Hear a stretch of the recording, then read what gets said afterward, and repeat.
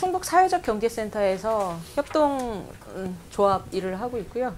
저희 시연 씨가 홍보하고 또 협동조합 여러 가지 일들을 할 거예요. 그래서 내년에도 자주 아마 만나게 될 겁니다. 혹시 협동조합 교육이나 어디 설명회 이런 거 가보신 분들 있으신가요? 워낙 솔매 농장은 유명해서 사실 자체적으로 협동조합 공부도 많이 하셨을 것 같은데. 뭐 생산 그 협동조합 탐방은 했었는데 네. 설명회는 들어본 적이 없어요. 그래서 제가 뭐 혹시 여쭤보는 거는 다 알고 계신 내용인데 제가 그거를 또 얘기하는 건 아닐까 싶어서 그래서 먼저 한번 여쭤봤어요.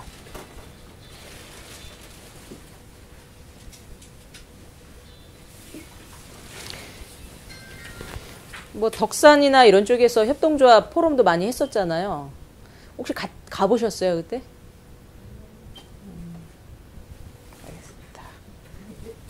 알겠습니다. 많이 가보셨을 것 같아서. 너무 많이 기다리게 해서 그런 겁니다. 그러면 이제 다 처음 듣는 거라고 생각하고 제가 말씀을 좀 드릴게요. 자, 우선 여기에 보시면 all for one, one for all이라고 이렇게 되어 있지요. 이거 많이 들어본 문구 같지 않아요? 네. 어디서 들어보셨어요? 삼총사. 삼총사? 맞아요. 삼총사. 삼총사 구호잖아요. 예, 맞습니다. 맞아요. 예. 삼총사 왜 영화 보면 이 사람들이 이게 칼을 쫙 가운데다 이렇게 놓고 이 얘기를 외쳐요. all for one, one for all이라고. 이게 사실은 협동조합 정신이에요. 그러니까 그렇죠? 모두는 하나를 위해요. 하나는 전체를 위하여. 이게 이제 협동조합의 모토이기도 해요. 근데 이게 처음에 그 신용협동조합을 만들었다고 하는 그 슐체 델리치라는 독일 사람이 했다고 합니다. 저도 뭐 책에서 본 내용이라 그러긴 한데, 그러니까 보통 민주적인 의사결정 구조 얘기를 하면 다수결을 연상하시잖아요. 다수결. 근데 사실 다수결이라고 할 때는 최선은 아니죠. 차선이지. 최선이 되려면 합의가 돼야 되잖아요. 합의. 만장일치. 그죠? 만장일치가 되어야 되는데 만장일치 한다는 게 어렵다 보니까 그 다음으로 생각하는 게 그러면 다수결로 합시다. 이래서 다수가 찬성하는 방향으로 이렇게 결정을 하잖아요. 그죠? 그런데 협동조합은 그 다수결의 방식이 아니라 바로 합의의 방식. 이걸 지향하는 겁니다. 그래서 전체는 그 한 사람, 소수이긴 하지만 그 한 사람을 존중하고 또 이해하고 이렇게 하는 과정이 필요하고 그 한 사람도 역시 자기가 그 자신만의 것만을 끝까지 주장하는 게 아니라 그 전체를 또 생각하고 이런 이제 과정이 있어줄 때 그 협동조합의 본래적인 의미의 민주적인 의사결정 구조라든가 이런 것들이 이루어질 수 있다고 이렇게 볼 수 있는 겁니다. 그래서 저는 이제 이 말을 많이 이렇게 써놔요. one for all, all for one, one for all이라고. 그래서 그게 한번 어떨 것인지 한번 생각해 보면서 얘기를 드려볼게요. 자, 그리고 협동조합에 대해서 뭐 이런 얘기들을 많이 합니다. 뭐 국제협동조합 연맹이라는 곳에서 정의한 협동조합의 정의예요. 이게. 요건 많이 보셨을 거예요. 그래서 다른 어떤 것보다도 사업체인 성격과 걸사체인 성격이 두 가지가 다 들어있다라는 거. 이 두 가지가 상당히 이렇게 충돌을 일으키기도 하잖아요. 조직에서 보면. 뭐 정확한 표현은 아니지만 사업체는 어떤 경제적인 이익이랄까? 지속 가능성 이거라고 한다면 결사체 부분은 그 조직의 이상, 가치, 지향점 뭐 이런 것들이잖아요. 두 가지는 항상 일을 하다 보면 부딪히죠. 사실은 동전의 양면처럼 서로 다른 게 아닌데도 부딪히는 경우들이 많이 생기는 거죠. 그렇죠? 협동조합은 이 두 가지 것들을 다 추구하고 있다는 거죠. 그래서 상당히 어려워요. 그죠? 어렵습니다. 그래서 보통 협동조합이 지금 전국적으로 한 6,000개 정도 만들어졌고 충북도 186개나 돼요. 11월 말 기준으로. 이 수치는 영국이 180년 동안 만든 수치하고 똑같습니다. 최초의 협동조합이 1884년 영국의 로치데일 협동조합을 얘기를 하잖아요, 보통. 근데 그럼 1884년에서부터 지금까지 한 100년이 훨씬 넘었는데 영국은 지금 한 6,000개 정도 된다고 해요. 한 6,700, 800개? 이 정도 협동조합이 있대요. 물론 이제 내용 쪽으로 들어가면 규모라든가 뭐 조합원 숫자라든가 이런 거는 또 많이 차이가 있겠지만 그냥 어쨌든 단순 비교를 해서 개수로만 얘기할 때는 지금 한국이 협동조합 기본법 만들어서 2년간 진행됐던 그 협동조합의 개수하고 영국이 150년 이상이 된 그 숫자랑 지금 똑같아요. 똑같습니다. 그래서 많은 부분들이 사실은 한국 사람들이 협동조합에 대한 기대를 걸고 막 만든 거잖아요. 그게 어떤 기대든. 기대했으니까 만든 거예요. 근데 지금 만 2년 지나고 나서 이런 얘기들 해요. 아니 정부에서 도대체 뭘 해주는 거 없으면서 왜 이렇게 만들려고 했는지 모르겠다.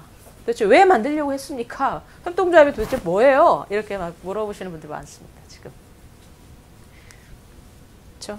굉장히 이 두 가지를 이제 어떻게 잘 조합해 나갈 거냐 이게 과제인 것 같아요. 정답은 없죠. 어려워요. 어려운 것 같아요. 어쨌든 두 가지. 그리고 또 이런 말도 해요. 협동조합은 자기 문제를 우리가 해결하는 방식이다. 이렇게도 얘기를 합니다. 존스턴 버첼이라는 협동조합을 연구하고 협동조합을 퍼뜨리기 위한 활동을 해왔던 활동가이기도 한 이 사람이 했던 말입니다. 자, 이제 내용 한번 보겠습니다. 자, 여기 있는 상품들이 다 협동조합이란 건 아시죠? 다 협동조합들 상품이에요. 뭐 우리 주변에 마트 가면 언제든지 볼 수 있는 것들이잖아요. 그렇죠? 뭐 선키스트라든가 뭐 요 포도주스, 뭐 서울우유도 그렇고 제스프리도 그렇고 그렇죠. 그리고 또 여기 밑에 있는 이 축구 선수 누군가요? 네, 메시. 다 아시죠? 네. 바로 그 메시입니다. 네. 근데 이 메시가 소속되어 있는 구단도 역시 협동조합이라는 거. 네, 협동조합입니다. 우리 주변에 이미 있었어요. 우리가 미처 그의 이름을 불러주지 않았기 때문에 협동조합이 아닌 것처럼이었지만 사실은 이미 협동조합 우리 옆에 있었어요. 그렇죠? 자, 그리고 여기에 이제 이거는 퀴즈인데요. 자, 그 산하에 260개 사업체들이 있고요. 스페인에 한 7위 정도의 규모가 되는 기업이고 한 60년간 해고도 없었고 이런 데가 있습니다. 협동조합인데 여기는 어딜까요? 네, 여긴 협동조합이에요. 어떤 협동조합일까요? 맞추시는 분에게는 큐를 드리겠습니다. 네 글자입니다. 네 글자. 네, 맞습니다. 귤 드세요, 귤. 좋아해요. 예, 몬드라곤. 그렇죠. 몬드라곤이에요. 하나만 먹어야 되네. 예. 예. 이게 그 재작년인가? KBS 스페셜에서도 한번 나왔어요. 예, 지금도 다시 볼 수 있는 건데 몬드라곤에 대해서. 이 몬드라곤에서 그 최초로 불씨가 됐던 작은 공장은 파고로 전자회사였죠. 파고로라는 전자회사. 그러니까 석유 난로를 만드는 공장이 첫 시작이었다고 하는데 그게 올해 2014년 올 봄에 파산 선고를 했어요. 파고로 전자가. 한마디로 망했다는 거죠. 망했습니다. 뭐 망한 데는 이제 여러 가지 이유가 있는데 어쨌든 그 나머지 그 260개 사업체가 있으니까 거기에 더 많은 사업체들이 이 파고로 전자를 살리기 위해서 돈을 투여하는 결정을 하지 않고 그냥 파산 선고를 하게끔 결정을 한 거예요. 몬드라곤에서는. 그러니까 안 되는 사업체를 그냥 끝까지 가지는 않겠다. 그래서 파산 선고를 했고 다만 거기에서 일하시는 노동자들에 대해서는 나머지 그 260개 사업체에서 다 고용을 승계하는 걸로 이렇게 되는 거죠. 물론 이제 사업체가 바뀌니까 배치 전환을 하기 위한 다시 이제 교육은 필요하잖아요. 일자리가 틀려지니까 그런 교육은 당연히 하고 그 기간 동안에 뭐 생활이나 이런 것들이 가능할 수 있는 임금은 그대로 유지가 되면서 이렇게 했다는 거죠. 협동조합이 이제 그런 거라는 거죠. 사업은 경제적 조직체는 하다 보면 사업성이 안 나오고 그러면 망할 수도 있죠. 그렇잖아요? 망할 수도 있지만 망한다 하더라도 거기서 일하시던 노동자들은 계속해서 해고 없이 공동체가 함께 떠안는다라는 거. 이게 바로 협동조합 정신입니다. 그게 다른 일반 주식회사와 다른 점이고. 그리고 서울우유 같은 경우도 이게 우유회사인데 뭐 우유회사는 서울우유뿐 아니라 뭐 매일우유도 있고 뭐 남양유업도 있고 그렇죠. 그 유명한 이런 데들이 있는데 여기하고 이제 뭐가 다르냐 이걸 생각을 해봐야겠죠. 자, 보세요.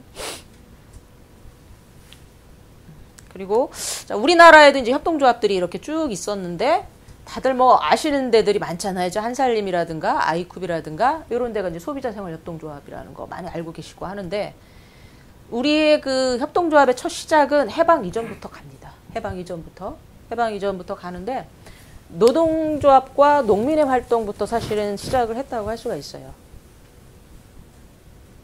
원산이라든가 뭐 이런 쪽에서 그 어떤 공장에 이제 노동조합을 만들고 그 노동조합이 또 중심이 돼서 노동조합 소속의 그 노동자들에게 소비조합을 만든 거죠.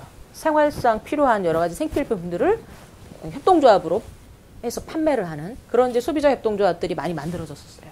농민에도 마찬가지고 농민들에게 필요로 하는 여러 가지 물품이라든가 이런 걸 공동 구매한다든가 이런 것들을 하고 또 그 과정에서 교육이라든가 이런 것들도 역시 더불어서 하는 그런 운동들을 많이 해서 상당히 많은 조합들이 만들어졌다고 해요. 그랬는데 이게 그 일본 식민주의들이 다 해산령을 내린 거죠. 뭐 두 가지 이유가 있을 거예요. 일단은 그 식민지 체제 하에서 우리 조선 사람들끼리 이렇게 모인다는 것 자체에 대한 불안감 이런 게 있을 테고 또 한 가지는 노조 활동을 하고 이런 소비조합 운동을 했던 분들 중에 많은 분들이 사회주의 운동을 하셨던 분들이 또 꽤 있었어요. 그러다 보니까 여기에 어떤 그 해산 조치가 됐기도 했지만 해방이 되고 나서 남과 북이 갈리고 이데올로기 전쟁을 하고 이러면서 사회주의 활동을 했었던 사람들의 독립운동이라든가 사회변혁운동은 마치 없는 것처럼 이랬었죠. 그러다 보니까 알려지지 않은 역사 중에 하나가 협동조합 역사라고 할 수도 있어요. 우리 독립운동을 하셨던 많은 분들 중에서도 보면 그분이 사회주의나 공산주의 활동을 했다는 이유로 역사책에 나오지도 않았던 뭐 이런 것도 많았었잖아요. 똑같이 마찬가지 일들이 있었죠. 사실은 우리의 역사는 농협이라든가 신협이 먼저가 아니라 바로 1930년대, 20년대 때 그 노동자, 농민을 중심으로 한 협동조합 운동들이 사실은 더 먼저였더라고요. 그거를 우리는 이제 잊지 않아야 된다는 생각을 합니다. 요 맥이 이제 끊겼던 거죠. 끊겼고 정부가 주도적으로 만들기 시작했던 게 이제 농업협동조합. 그죠? 여러분들 잘 아시는 농협이 법으로 만들게 됐죠. 57년에 농협법을 만들고 그 1988년 이전까지 농협의 조합장을 농림부 장관이 임명을 했어요. 그렇죠. 그래서 국제협동조합 연맹에 그 우리나라가 가입을 한 지가 한 2, 3년밖에 안 된다고 하는데 그 당시에 ICA에서 이제 고민을 했다고 해요. 한국을 협동조합의 나라로 농협을 인정할 거냐 말 거냐. 그럴 수밖에 없는 게 이게 그 임명을 하고 정부기관처럼 정부에서 임명을 하고 행정구역마다 다 있단 말이에요. 양은 엄청나게 많지만 이게 운영되는 것이 과연 그 민간의 자발적인 결사체라고 농협을 볼 수 있느냐 뭐 이런 것들 때문에 논란이 많았다고 해요. 지금도 좀 그런 논란은 내부에도 있다고 하고 또 어쨌든 농협 때문에 우리가 그 ICA에서 차지하는 그 순위는 상당히 높아요. 지금 그런 상태입니다. 어쨌든 농협이 이제 정부 주도로 시작을 한 거고 그 외에 이제 여변처 협동조합, 그러니까 담배인삼사, 중소기업 협동조합이 있고요. 새마을금고도 있고 산림조합 이렇게 해서 8가지가 돼요. 이 8가지가 개별법화의 협동조합이다 이렇게 얘기합니다. 그러니까 2012년에 만들었던 협동조합 기본법과 대비를 해서 이쪽은 개별법상의 협동조합 이렇게 풀이를 해요.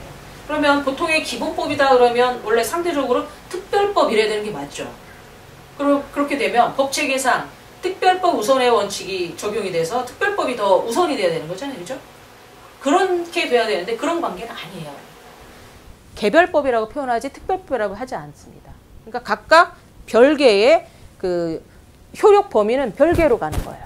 소비자생활협동조합법에 의해서 보호를 받거나 뭐 의무가 있거나 이런 거는 바로 요 한살림이나 아이쿱이라는 소비자생활협동조합이고 신협은 또 신협법에 의해서 따로따로 규율을 받고 있는 거고 기본법화의 협동조합도 여기에 영향을 미치진 않아요. 그러니까 직접적인 규율을 하진 않습니다. 다만 간접적으로 만약에 여기 있는 그 개별법이 개정을 하거나 이럴 때는 2012년에 만든 협동조합 기본법에 저촉되면 안 되게 이렇게 돼 있어요.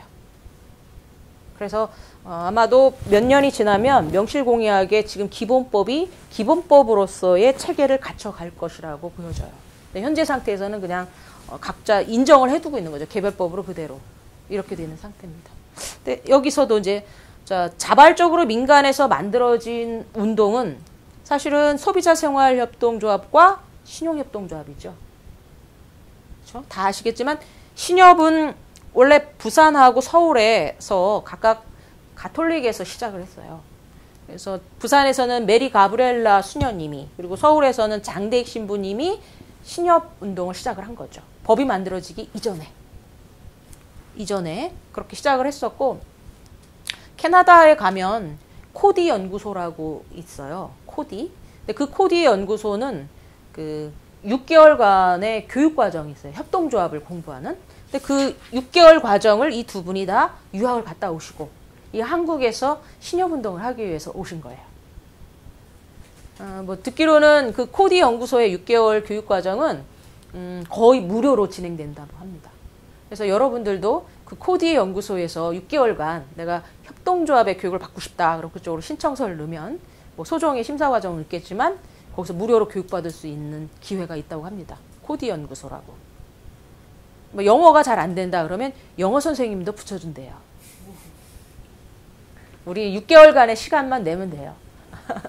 어쨌든 거기에서 이렇게 교육을 받고 한국 사회에서 이제 신협운동을 하기 위해서 오신 거죠. 예, 캐나다에 코디로 가보실 수 있는 이렇게 돼 있어요.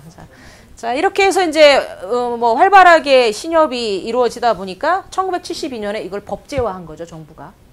사실 여기서 만들어진 거는 57년, 뭐 58년 이후 때니까 한 10여 년간의 민간에서 자발적인 그 운동 차원에서 신협운동을 한 거잖아요. 그걸 정부가 우리가 이런 제도적으로 인정해 줄게. 법 제도 내로 들어와 이렇게 된 거죠. 이렇게 만들어져 가지고 인가를 하게 됐어요.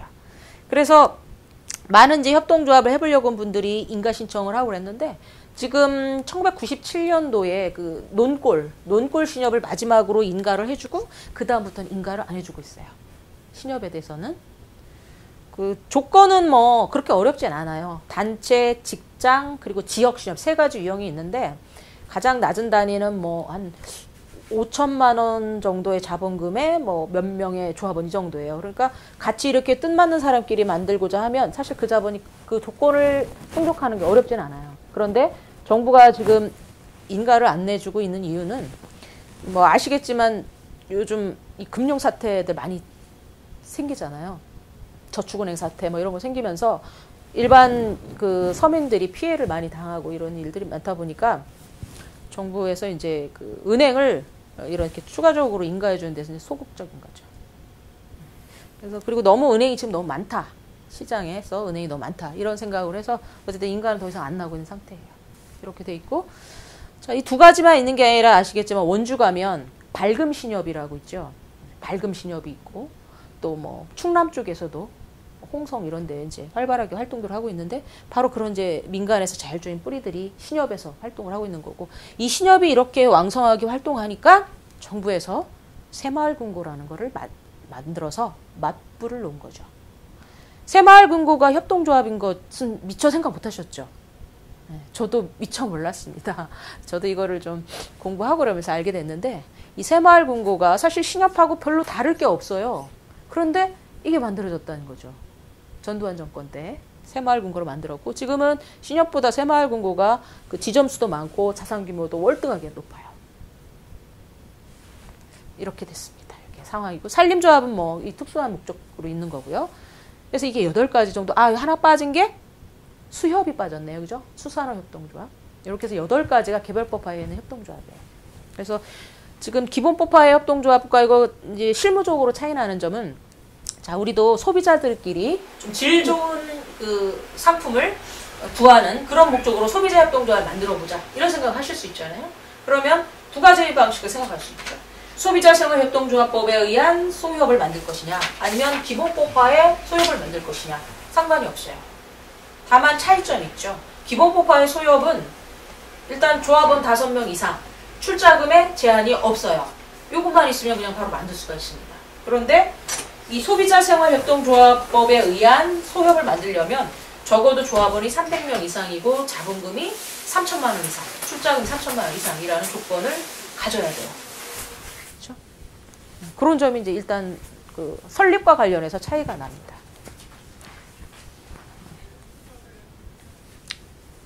그리고 이제 기본법화의 협동조합으로 들어가 볼게요. 자, 사회적 협동조합과 일반 협동조합으로 이렇게 체계를 또 나눠놨어요. 기본법화 협동조합을 만들면서. 그럼 차이점이 뭐냐면, 요거는 영리법인이고 사회적 협동조합은 비영리법인입니다. 그리고 요거는 인가사항이고 요거는 신고만 하면 되고요. 그런데 내용으로 들어가 보면 사실상 큰 차이가 없어요. 지금 한국의 법체계에서 일반 협동조합과 사회적 협동조합의 차이는 사실은 사업의 내용으로 봤을 때는 큰 차이가 없어요.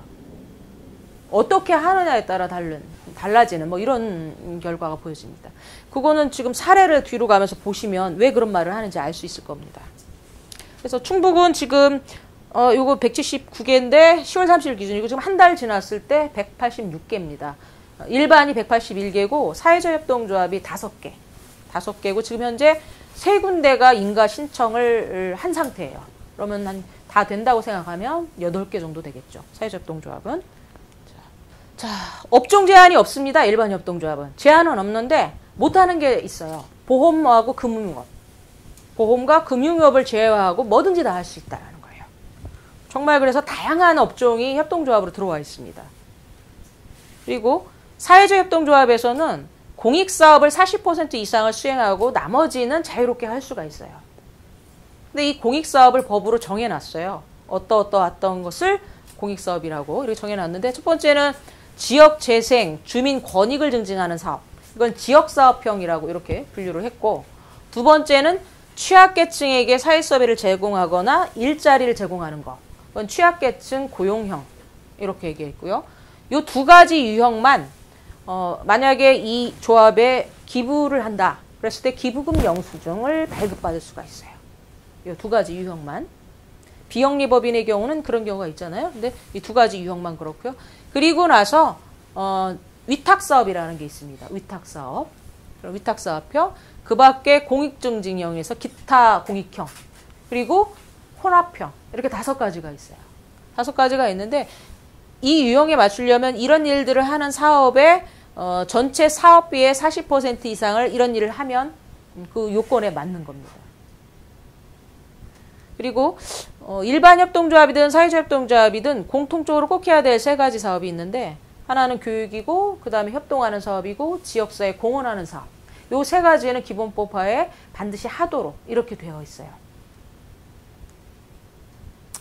그리고 이제 유형을 뭐 소비자, 노동자, 사업자, 다중이해관계자 이런 식으로 구분을 해놨는데 이거는 법적인 구분은 아니고 그 조합원의 구성에 따라서 이렇게 분류를 합니다. 보통.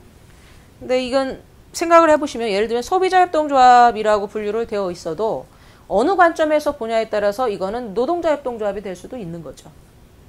왜냐하면 한살림이나 아이콘 같은 경우가 소비자협동조합인데 거기서 일하고 있는 노동자들도 상당수 있잖아요.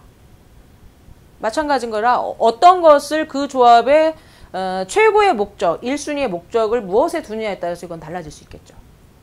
직원들도 있건 하지만 소비자들의 이해를 가장 우선으로 생각한다면 소비자협동조합이 될 테고 이 직원들의 그 노동권 안정과 일자리의 보장이다 그러면 노동자협동조합이 될 테고 그렇죠? 그리고 사업자들을 위해서 한다고 하면 사업자협동조합이 될 테고 그렇죠. 그리고 이런 이해관계자들이 다중으로 섞여 있을 때는 다중이해관계자 협동조합 이렇게 얘기를 하는 거고요. 법적으로 구분되어 있는 거는 일반과 사회적 협동조합 2가지 유형이고 사회적 협동조합을 하려면 이렇게 단일한 형태의 조합원 구성으로 되어 있지 않고요. 2가지 유형의 조합원이 구성이 되어 있어야 돼요. 그러니까 소비자로만 해서도 안 되고 노동자로만 해서도 안 되고 2가지 유형이 섞여 있는 게 사회적 협동조합입니다. 자, 사업자 협동조합의 예를 들어볼게요. 자, 우선 왼쪽에 있는 데를 보시면 충남 아산에 제터먹이 사회조합동조합이 있어요. 혹시 들어보신 적이 있는지. 네. 여기는 조합을 만들기 이전에 이미 그 지역에서 한 10년 이상 그 로컬푸드 활동이라든가 이런 농민의 활동이라든가 이런 것도 활발하게 했던 그룹들이 이렇게 만든 거예요. 이렇게. 네, 이렇게 만들어서 사업자 또는 생산자죠. 그러니까 농산물을 생산하는 그 생산자의 입장에서 중심이 돼서 이제 만든 거죠. 물론 여기는 사회자협동조합이니까 단일한 조합원 유형이 아니라 섞여 있는 거니까 생산자만 있는 게 아니라 뭐 여기 소비자도 있고 후원자도 있고 뭐 이럴 겁니다. 그렇게 구성은 되어 있으나 내용의 한 형태로 그냥 생산자들 중심이 되었다 싶어서 제가 예를 그냥 이렇게 드린 거고요. 여기는 지금은 좀 조합원 수가 변경이 됐을 가능성이 있는데 당시에 112명이 조합원으로 되어 있고 출자는 1억 2천만 원이에요. 그러니까 짐작하시죠? 똑같이 나눈 거예요. 똑같이. 협동조합이 출자를 할 때 출자금이 제한이 있는데 그 금액에 대해서 제한은 없지만 한 사람이 전체 출자금의 30% 이상은 출자할 수 없도록 이렇게 돼 있어요. 자본의 지배를 막기 위해서 그런 거죠. 근데 여기 이제 똑같이 한 겁니다. 1억 2천이니까. 이렇게 해서 이제 만들었던 거고. 그리고 이제 이쪽에 있는 여기는 올리버 트리라고 하는 공동 브랜드를 출시를 했어요. 협동조합을 만들어서. 아동복을 만들고 있었던 개인 사업자 5명이 모여서 그 일회 인터내셔널 협동조합을 만든 거예요. 그러니까 전형적인 사업자 협동조합이죠. 우리나라의 자영업자들이 모여서 만든 협동조합인데 여기는 지금 올리버 트리라는 이름으로 뭐 지마켓이나 옥션에 지금 출시가 되어 있어요. 그리고 엄청난 성공을 벌써 이루어가지고 2016년에는 100억 매출 목표 그리고 중국까지 진출하겠다. 이렇게 야심찬 계획을 발표하고 있어요. 지금도 이미 매출 여기에서 2자릿수는 찍었어요. 그래서 성공을 했는데 이게 가능했던 거는 이렇게 한 거죠. 한 사람 이제 아동복을 주로 이제 하고 있었으니까 뭐 누구는 레깅스를 주로 했고 누구는 치마를 주로 하고 뭐 누구는 후드티를 하고 이런 이제 각자 좀 전문성이 있었는데 이거 하면서 어때요? 각자 그걸 만들지만 만들고 제작하는 일만 하는 게 아니라 홍보도 해야 되고 또 때로는 어때요? 거래처 손님들의 뭐 이런 뭐 접대도 해야 되고 뭐 여러 가지를 한 사업체에서 다 해야 되는 거잖아요. 멀티플레이어로. 그랬던 것이 5이 모여가지고 역할 분담을 하는 거죠. 각자 전문성을 발휘해서 누구는 뭐 영업활동을 좀 주로 하고 누구는 마케팅을 좀 더 하고 뭐 이런 식으로. 물론 각각의 그 생산 라인은 뭐 그대로 또 유지는 하지만 그러면서 이제 더 오히려 상승 효과를 이제 일으켜냈던 건데 이렇게 되면서 지금은 너무너무 잘 되니까 이 중에서 한 3명은 각자 개인 사업자를 오히려 없애고 여기 직원으로 아예 직원으로 들어와 버렸다고 합니다. 이 일이 너무 재미있어서 이렇게 되는데 그럼 여기에서 이제 방식을 어떤 방식으로 하냐면 협동조합은 이제 배당이 가능하거든요. 연말에 배당이 가능한데 배당의 방식이 일반 주식회사와는 다르죠. 주식회사 같은 경우는 배당의 원칙이 뭐죠? 주식수죠, 뭐죠? 내가 주식을 많이 가진 만큼 의결권도 더 많고 배당을 받을 수 있는 자격도 더 크잖아요. 말 그대로 자본의 지배죠. 근데 협동조합은 자본의 지배가 아닙니다. 우선 배당을 하려면 그의 연말에 정산을 다 끝내놓고 나서 법적으로 반드시 적립해야 될 것을 적립하고 자기 자본의 3배가 될 때까지 또 적립을 해야 됩니다. 협동조합의 재무 건전성을 위해서. 그렇게 하고도 남는 돈이 있을 때에 그거를 이제 배분을 할 수가 있는데 배분할 때는 어떤 방식으로 하냐면 우선은 전체 잉여의 50% 이상을 노동부 배당 또는 이용부 배당이라고 해서 그걸 먼저 합니다. 그리고 자기가 출자한 것에 대한 배당은 10% 이하로 하도록 법에 정했어요. 그러니까 오히려 돈을 내가 많이 난 사람이 많이 가져가는 게 아니라 이 협동조합을 위해서 훨씬 더 활동을 더 많이 하고 이용을 더 많이 하고 이런 분들이 더 배당을 더 많이 가져가는 구조예요. 그렇게 됩니다. 근데 그러면 그렇게 궁금증이 생길 게 이런 거죠. 그러면 내가 이 협동조합에 어떤 걸 기여했고 얼마만큼 내가 이용했고 이런 기준이 있어야 되잖아요. 그 기준을 이제 여러분들이 규약으로 정하셔야 돼요.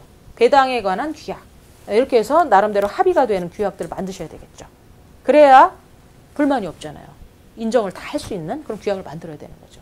여기는 일단은 사업자니까 예를 들면 이분이 바지를 만든다 그러는데 출시를 올리버트리에서 바지를 했는데 소비자들이 바지를 100벌을 주문하고 이분은 뭐 후드티다. 근데 후드티를 인기가 좋아서 후드티는 1000벌을 주문했어요. 자, 그러면 어떻게 계산이 될까요? 일단 이 사람은 100벌만 만들고 이 사람은 1000벌을 만들어요. 그러면 그 가격에 대해서는 매출을 어때요? 매출에 대한 그 비용은 그대로 지불이 되겠죠? 그러면 1000벌을 만드신 분이 소득이 일단 더 높을 거 아니에요. 100벌 만든 보다. 그리고 기여했다라고 했을 때 두 분 중에서 누가 더 기여를 많이 했을까요? 일단 1000벌, 그죠? 1000벌을 만드신 분이 훨씬 더 기여를 한 거잖아. 매출 신장에 도움을 준 게 맞으니까. 그러면 배당도 역시 이분이 더 많이 가져가죠. 이분보다는 이분이. 기본 소득이 있고 거기에 대한 또 배당 소득으로 더 많이 가져가요. 자, 그러면 이럴 때 다 만족할까요? 불만족이 생기서 나오죠. 여기서도. 왜? 이분은 그렇지 않아도 어때요? 이 매출로 해가지고 소득이 높은 데다가 배당도 더 많이 가져가요. 근데 이분은 매출도 상대적으로 훨씬 적어가지고 그것도 좀 속상한데 배당조차 내가 더 적어. 불만이 싹 트게 되죠. 이거 뭐야? 내가 이 사람 도와주는 것밖에 안 되나? 뭐 이런 생각이 드는 거죠. 그래서 부익부, 빈익빈이 이 안에서도 발생할 수 있다는 거예요. 단순히 그 노동부 배당 위주로 또 하게 되면. 그래서 어떻게 하냐면 보통 이런 경우를 생각을 해서 인분 배당이라서 일단 무조건 n분의 1 배당을 일정 정도를 먼저 합니다. 그리고 어느 정도 그 프로테이지 이상이 되었을 때에 이렇게 노동 배당을 하는 거죠. 그럼 절충안이잖아요, 이게. 그렇게 되면 이분은 좀 양보하는 것 같고 이분은 좀 더 가져가는 것 같고 그렇잖아요.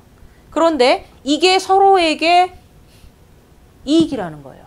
이분 같은 경우 자기가 많이 손해를 보는 것 같지만 이게 이익인 이유는 이분의 이런 그 1000벌의 매출 수요가 발생할 수 있었던 것은 개인 사업자로 혼자 했을 때는 그게 발생하지 않는다는 거예요.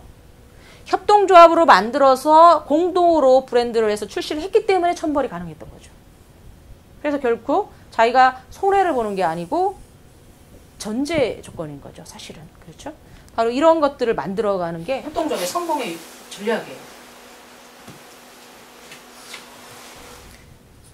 그 다음에 이제 뭐 이건 농업협동조합들인데 선키스트 이제 너무나 유명하니까 아시겠지만 다시 한번 복습한다는 생각에서 한번 보시면 그 캘리포니아에서 이제 오렌지 농사를 이때 이제 많이 짓기 시작했대요. 근데 우리 캘리포니아 하면 생각나는 게 뭐가 있어요, 보통? 어렸을 때 우리 서부 영화 많이 봤잖아요, 그죠? 그러면 이 캘리포니아에서 이 총잡이들 나오고 또 뭐예요, 여기 보면? 예, 금강 캐고 막 그랬잖아요, 그죠? 그러니까 여기는 거의 남자들이 별로 없어요. 금강만 캐는 이 노동자들만 거의 있겠죠? 그래 먹고 입고 하는 것들이 부실했겠죠? 그리고 영양실조에 걸리고 막 이런 일들이 많이 발생했었어요. 그래서 이 캘리포니아의 감귤 농사를 지으면서 금강의 노동자들의 그 영양 불균형을 해결하는 그런 중요한 역할을 하기 시작했다는 거예요, 이때. 그래서 감귤 농사가 아주 왕성하게 일어나고 성공을 이뤄냈는데 문제는 이 성공의 과실을 농부들이 갖는 게 아니라 중간 유통업자들이 갈취해 갔다는 거죠. 자, 여기에 불만을 가진 많은 이제 감귤 농가들이 자, 우리가 유통업을 해보자. 우리가 유통회사를 만들어보자. 그게 그 시작이 바로 그 협동조합의 시작. 그래서 최초의 그 1차 상품의 TV 광고를 시작한 게 바로 여기라고 합니다. 그리고 지금 보면 왜 키위라든가 뭐 오렌지라든가 이렇게 마트 가면 거기에도 상표가 하나씩 이렇게 붙여져 있죠. 근데 이런 1차 상품에 상표를 붙인다라는 것은 이 당시에는 아무도 생각할 수 없었던 일이었대요. 근데 그 시작이 바로 선키스트 협동조합에서 일어났던 일이라고 하죠. 지금은 너무나 당연스럽고 자연스러운 일이었지만 당시에는 하나의 변혁적인 일이었다고 해요. 그래서 1차 상품뿐만 아니라 이제 가공하는 뭐 주스라든가 비타민 C라든가 이런 것들을 만들어내는 그런 이제 성장을 한 거죠. 그래서 한 600여 가지의 선키스트 가공 제품들이 여기서 생산이 된다고 합니다. 그리고 이제 키위. 저는 키위에 대해서 너무 잘 아시니까 그냥 한 가지만 말씀드리고 싶어요. 자, 키위 협동조합이 성공할 수 있었던 배경은 역시 당시 그 뉴질랜드의 이런 협동조합이 아니죠. 그때 농가들인데 그 농가들이 아주 너무나 많은 소규모의 영세 농가들이 서로 무한 경쟁을 하고 있었던 상태예요. 이 경쟁이라는 게 경쟁이 되는 영역이 아닌 경우가 있잖아요. 규모화가 어느 정도는 이루어져야 거기에 최소한의 성공이 이루어질 수 있는 그런 규모가 있는데 그 규모를 만들 수도 없을 정도의 영세한 그런 소규모 소농들이 각축장을 벌이고 있었던 거죠. 그래서 그 협동조합을 만들기로 한 거예요. 키위 생산을 해서 수출을 하는데 수출 창구를 단일화시키는 거죠. 협동조합을. 근데 그 단일화시키면서 뉴질랜드 정부가 협동조합에게 수출 독점권을 준 거예요. 그러니까 외국과의 수출을 하는 데 있어서 이 협동조합에게 전권을 준다. 나머지 이제 민간업자들이 있었을 거 아니에요. 여러 가지 그 수출도 하고 뭐 이런 유통을 했었던 업자들의 경우는 외국과의 수출에 있어서는 수출 자격을 안 준 거죠. 그래서 당연히 어떻게 했어요? 나머지 그 키위 수출 업체들이 소송도 했었죠. 소송을 했습니다. 왜 그곳만 이런 독점권을 주느냐? 이거는 불평등하다. 이런 식으로 그랬는데 재판부에서는 그 제스프리 협동조합의 손을 들어줬어요. 왜냐하면 여기에 소속되어 있는 많은 농가들의 경제적 자립은 뉴질랜드의 낙농업을 보존하고 결국은 뉴질랜드 경제 전체를 보호할 수 있는 일이기 때문에 그것은 개인의 사익을 넘은 공익이다. 그렇기 때문에 공익에 대한 지원은 결코 불평등하거나 불공정한 것이 아니다라는 판시를 한 거죠. 그래서 지금 협동조합들이 만들어서 지금은 사업 규모가 작기 때문에 사실은 신경을 별로 안 쓸 거예요. 지금은. 그런데 만약에 협동조합들이 여러분들이 만들어서 매출도 막 올라가고 정말 잘 되면 일반 민간 회사들에서 공정거래위에 공정거래법 위반으로 민원 제기를 할 가능성이 충분히 있습니다. 충분히 있어요. 왜냐하면 협동조합은 어때요? 가격 담합을 합니다.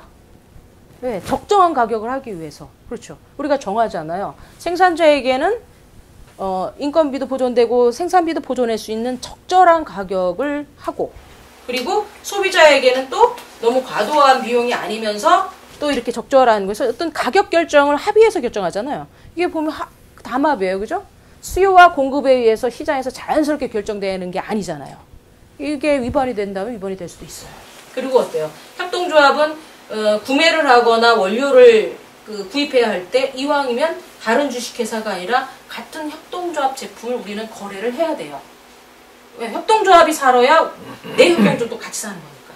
내부 거래도 우리는 활발하게 있을 거예요. 그렇죠? 딱 공정거래법 위반의 소지가 있습니다. 그것만 딱 보면. 그래서 뭐 적은 규모일 때는 신경 안 쓰죠. 근데 이제 우리가 잘 된다 그럴 때 분명히 민원이 나올 거고 법에 소송을 제기하는 일도 분명히 있을 거예요. 근데 그 소송에서 우리가 우리를 방어할 수 있는 거는 바로 공익성인 거죠. 사회 공공성. 사회 공공성을 가져가는 영업 활동을 했을 때 우리는 공정거래법의 예외 사항이 될 수가 있는 거예요. 그래서 협동조합답게 운영한다라는 게 상당히 중요한 거죠. 자, 그리고 이제 서울유업하고 이제 남양유업이 아닌 이제 일반 주식회사를 한번 볼게요. 차이점. 일단은 주인이 일단 누구냐에서 차이가 나죠. 서울우유는 농가가 주인이잖아요. 그 소를 키우는 축산 농가가 주인이에요. 그죠? 그러니까 축산 농가의 권익을 일단 제일 1순위에 생각하겠죠. 그런데 주식회사는 주인이 누굽니까? 주주들이에요. 그러면 주주의 이익을 최상으로 생각하는 수밖에 없습니다. 투자자 중심 구조고 여기는 여기에 조합원들의 중심이에요. 거기서부터 이제 달라진다라는 것이죠.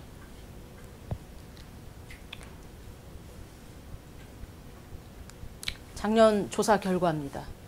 서유류가 5위 정도 돼요. 매출에서, 식품업계에서. 자, 여기는 한 10위 정도 됩니다. 여기가 월등해요. 근데 이제, 여기 이제 문제가 많이 터졌잖아요. 문제가 많이 터졌는데, 이 당시에 여기에는 사내 유보금을 한 740억 정도 쌓아두고 있었다고 합니다. 이렇게 대리점주 문제 많이 터지고 그럴 때 국정조사를 했을 때 그 정도 된대요. 물론 사내부금이 많다고 해서 다 문제는 아닌데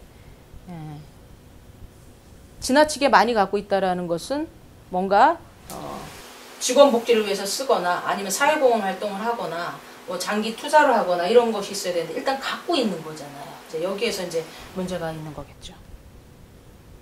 자, 이거 한번 보시고요. 참고로 보시고 그리고 이제 소비자협동조합의 예인데요. 자, 여기 보시면 굉장히 아주 건물이 좋지요. 네. 그리고 여기는 이 협동조합 식품 매장이에요. 영국에 있는 식품 매장입니다. 소비자협동조합이고요. 영국의 맨체스터에 있는 그 매장인데 여기는 이 사람들이 만드는 거예요.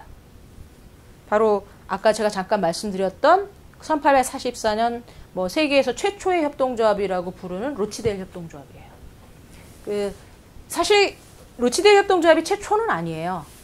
그 전에 이미 시도들은 있었어요. 그런데 왜 로치데일을 최초로 말하냐면 최초로 성공한 협동조합이라서 그렇습니다. 그 이전의 협동조합의 시도들은 다 실패를 했어요. 그래서 역사상에 그냥 이런 일이 있었다 이렇게 되는 거예요. 여기를 제일 먼저 칩니다.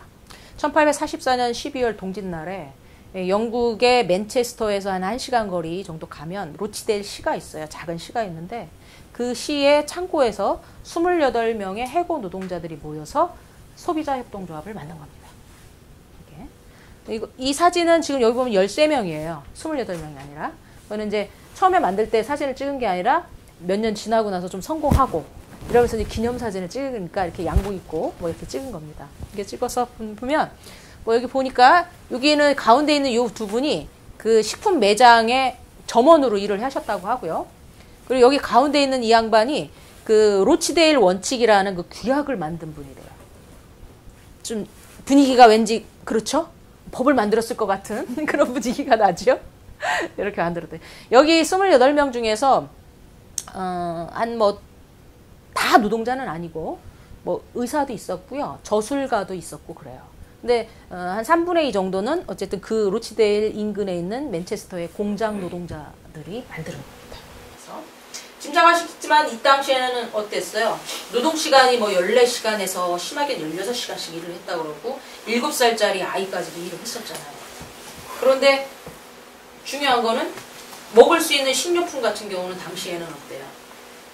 유일하게 그 동네에 하나 정도 있는 식료품 매장에서 사야 되는데 거기에서 상품을 속이는 거죠. 그래서 그 속이는 걸 뻔히 알면서도 거기 가서 살 수밖에 없는 거예요. 왜냐하면 공급처가 거기밖에 없는 것도 있고 또 하나는 열악한 그 임금 상황에서 그 외상을 많이 하게 되고 외상뿐만 아니라 급전이 필요하면 가게 주인한테 돈도 꾸기도 하고 이렇게 되는 관계가 됐었던 거죠. 그러니까 뭐 제품에 대해서 불만을 얘기하고 싶어도 사실은 불평등한 관계가 이미 그 안에 있다 보니까 그런 거를 문제 제기할 수도 없는 그런 상태가 됐었던 거예요.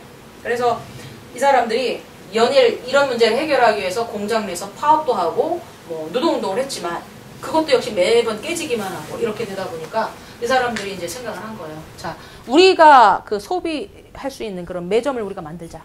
그래서 1파운드씩 출자를 하기로 하고 이 각자 1파운드를 모으기 위해서 한 1년이 걸렸다고 해요. 그 1파운드를 모으기 위해서. 그럴 수밖에 없는 게 월급을 받든 뭐 어떻게 하면 어떻게 자기들도 먹고 살아야 되고 그래서 남는 걸 조금씩 떼어가지고 1파운드를 만들어야 됐잖아요. 그게 한 1년이 걸렸어요. 그래서 1년을 걸려서 1파운드씩을 만들어서 가게를 하나 냈는데 6일 동안 계속 가게문을 열 수 있었던 것도 아니고 당시에는 한 뭐 일주일에 한 3, 4일 이 정도밖에 못 열었다는 거죠. 물품도 별로 없었고. 이렇게 시작을 했고 이 창업을 할 때 그 전기회사에서 전기를 안 넣어줬대요. 왜냐하면 여기는 금방 망할 거기 때문에 전기세를 나중에 회수할 수 없을 거다. 그래서 전기를 안 넣어줬다고 합니다. 그래서 촛불을 켜고 장사를 시작했다고 해요. 그런데 뭐 다 아시겠지만 바로 이 그렇게 망할 것이라고 했던 협동조합이 이렇게 성공을 한 거예요. 지금 영국에서 이 그 소비자협동조합은 지금 뭐 거의 뭐 그 유통업 쪽에서 상위권에 링크되고 있죠. 이렇게 바뀐 거죠.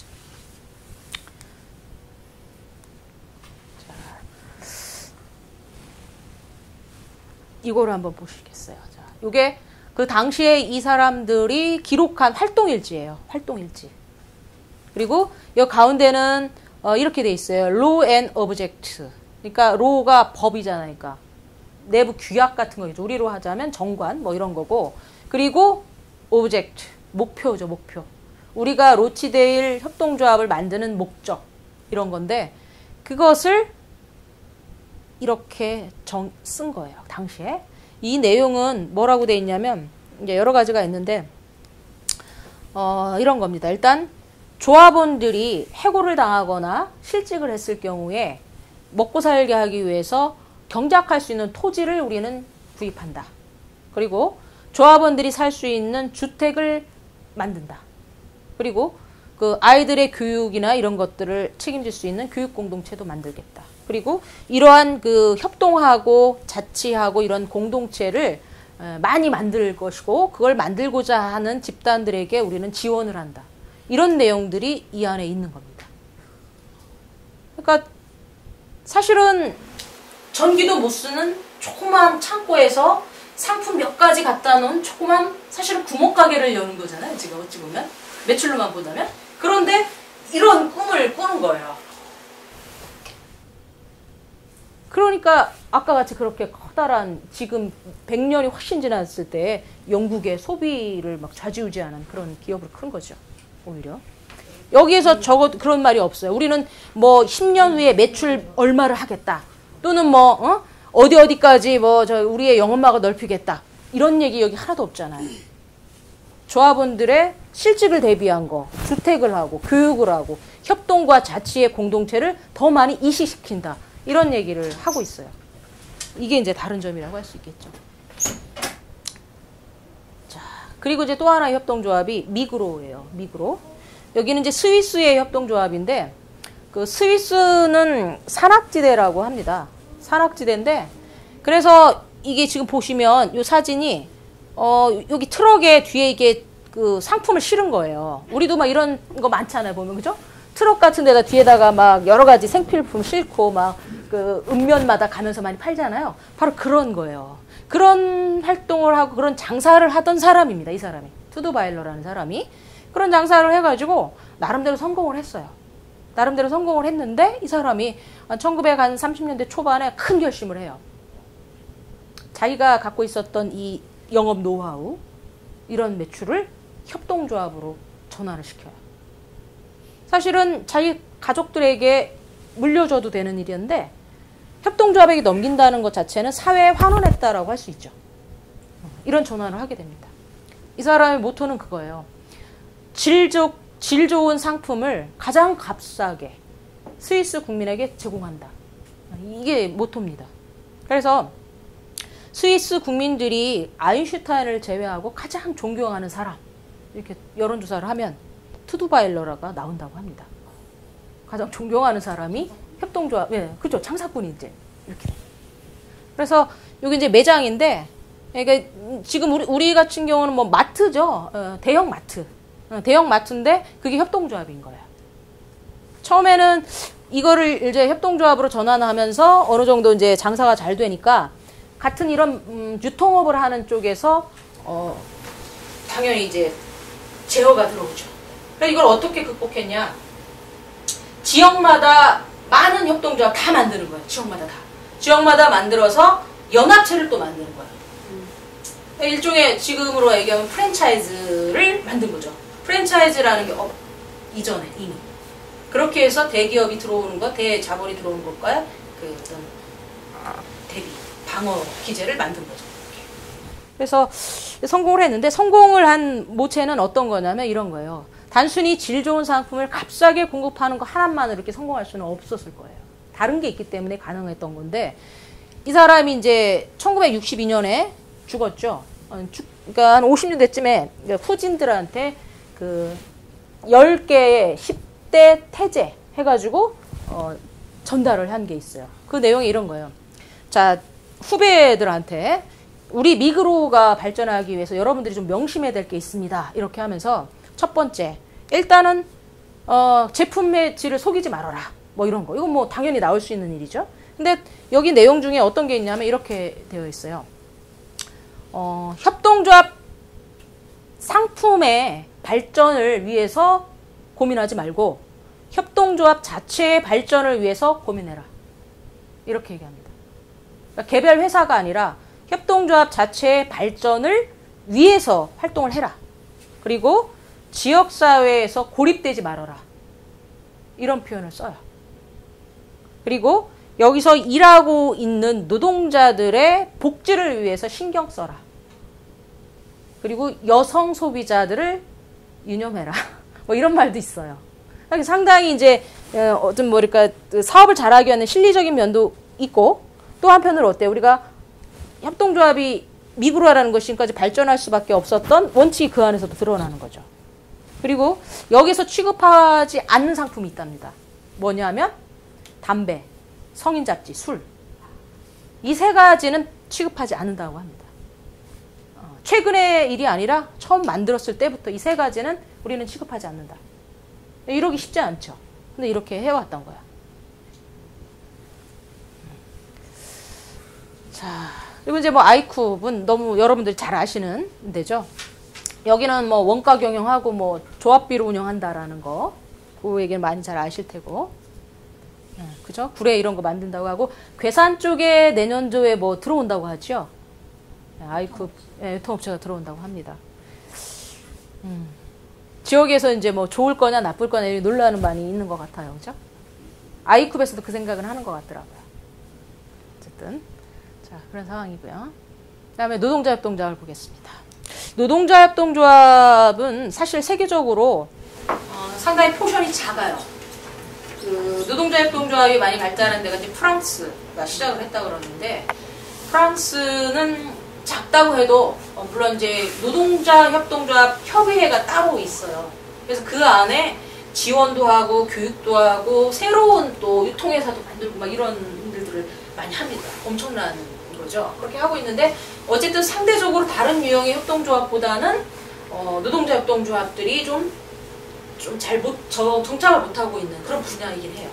이유를 얘기를 하는데 일단은 시장 경쟁에서 많이 밀린다고 합니다. 변화를 해야 되는데 어쨌든 시장은 뭐 10년 단위로 5년 단위로 뭔가 바뀌는데 그 바뀌는 트렌드를 제대로 분석하고 거기에 경쟁력 있는 상품을 내놓지 못했을 때 결국 도태당하는 거. 그런 게 하나 있고 또 하나는 폐쇄성. 그러니까 노동자들의 복지를 위한 게 노동자들의 노동권 일자리 이게 가장 우선이잖아요.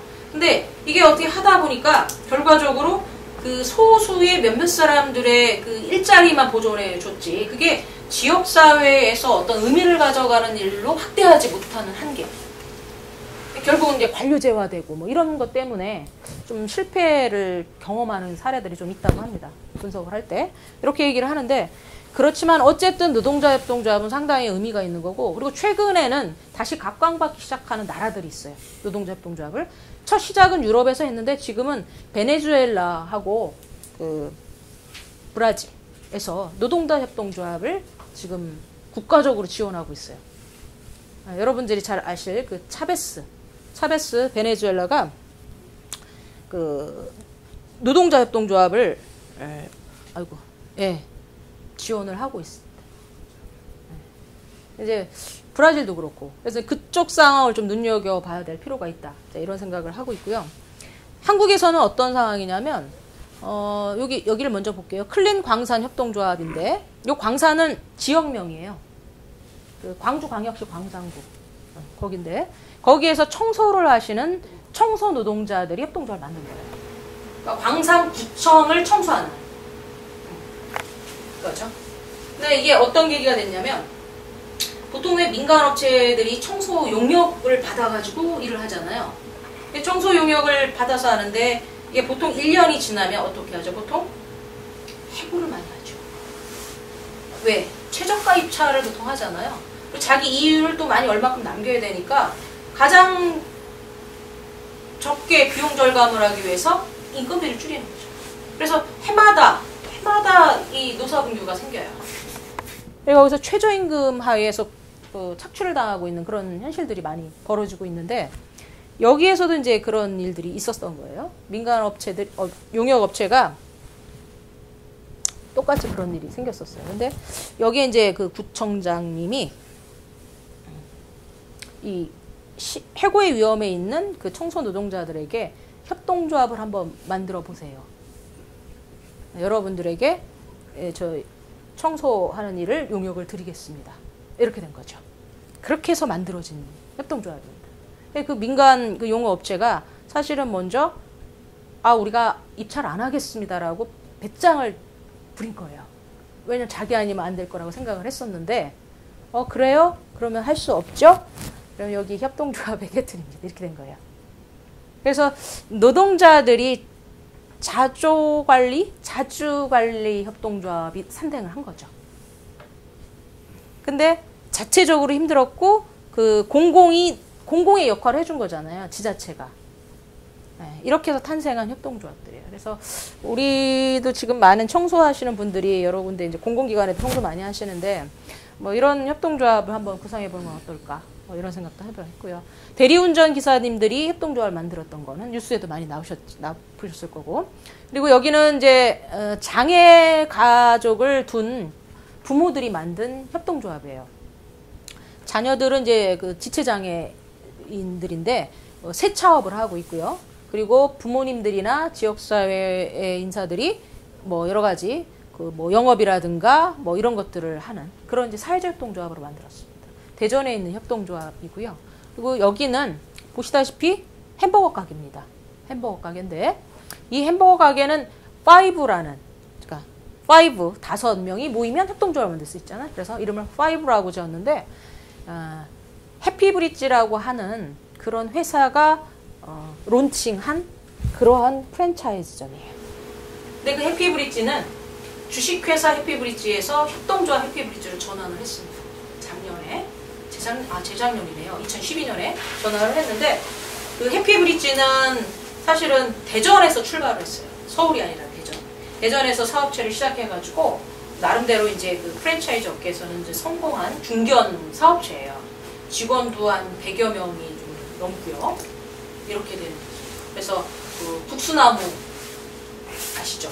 그 국수나무를 론칭한 프랜차이즈 본사죠. 그러니까 대리점들은 협동조합이 아니고 본사가 협동조합으로 전환을 한 거예요. 그러니까 주식회사였는데 이거를 협동조합 전환을 한 거죠. 근데 거기에서 그 청년들의 일자리를 만들어낼 수 있는 그런 사업이 뭘까? 그래서 외식산업, 그러니까 햄버거를 만드는 그런 상품을 협동조합으로 이렇게 만든 거예요.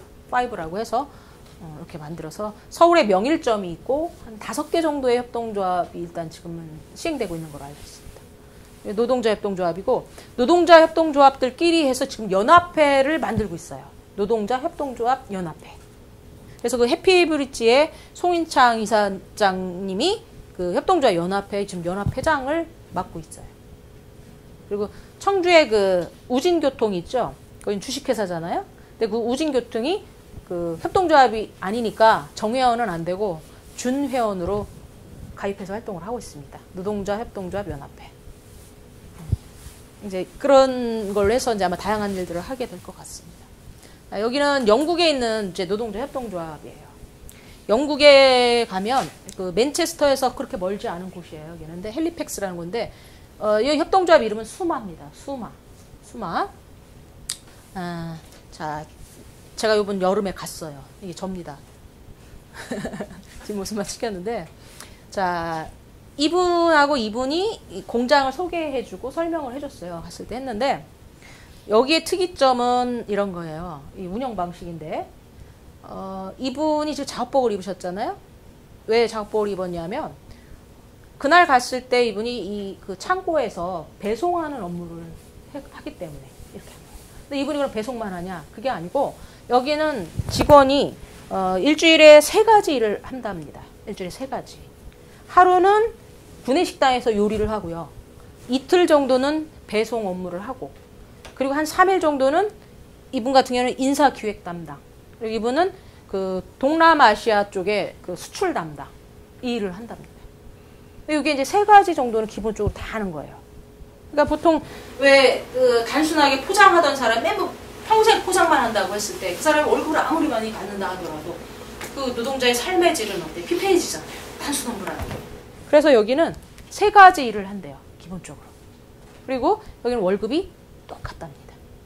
그러니까 오늘 입사한 사람이나 30년 근무한 사람이나 월급은 똑같이. 나중 원자에게도 예, 똑같이. 대나리가 예. 주 6일 근무예요. 주 5일이죠. 뭐.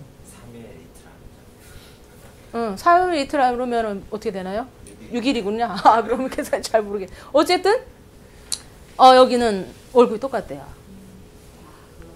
네. 그래서 불만이 없냐 그랬더니 불만이 없다. 왜? 일단 기본적으로 우리는 월급이 동종업종에서 2배 이상 되고요. 그리고 퇴직을 하고 나도 퇴직했을 때 연금이나 이런 것들을 조합에서 다 확실하게 보장을 해주기 때문에 문제가 없습니다.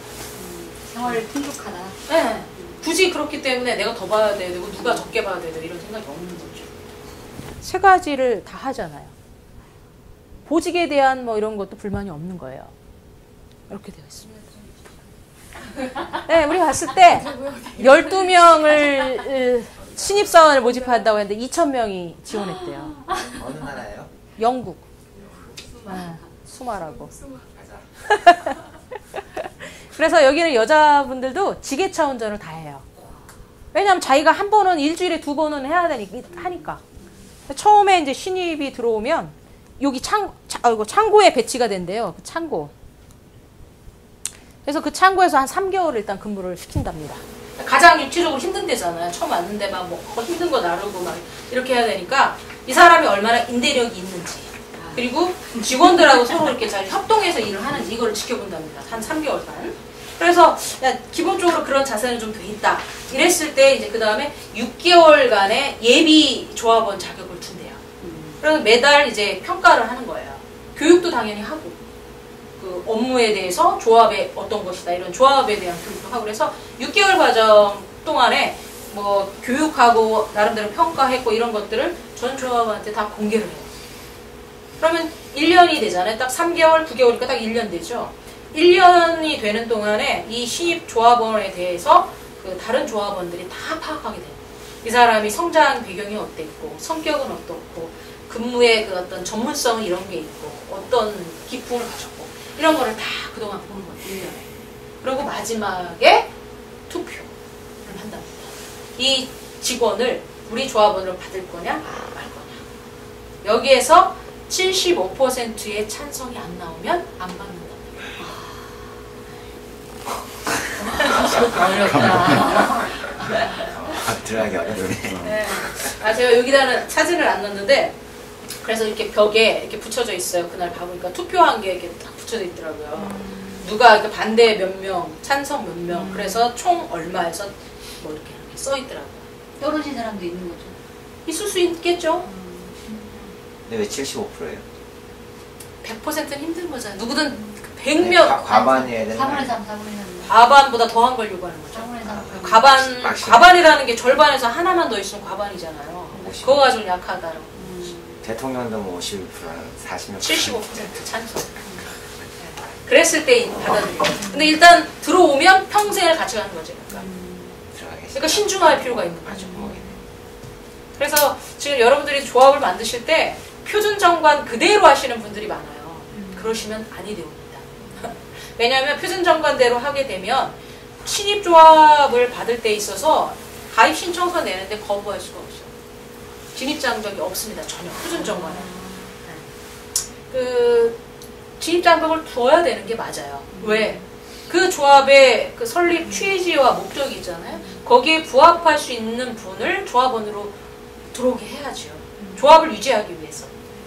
다만 이런 건 안 되죠. 일신 전속권 그런 성격을 가진 것을 가지고 진입장벽은 안 되겠죠. 예를 들면 남자냐 여자냐, 장애가 있냐 없냐, 그리고 종교를 뭘 가졌냐 안 가졌냐 이런 걸로 해서 차별을 두면 당연히 안 되는데 그것을 제외하고는 당연히 자격을 요구할 수가 있습니다.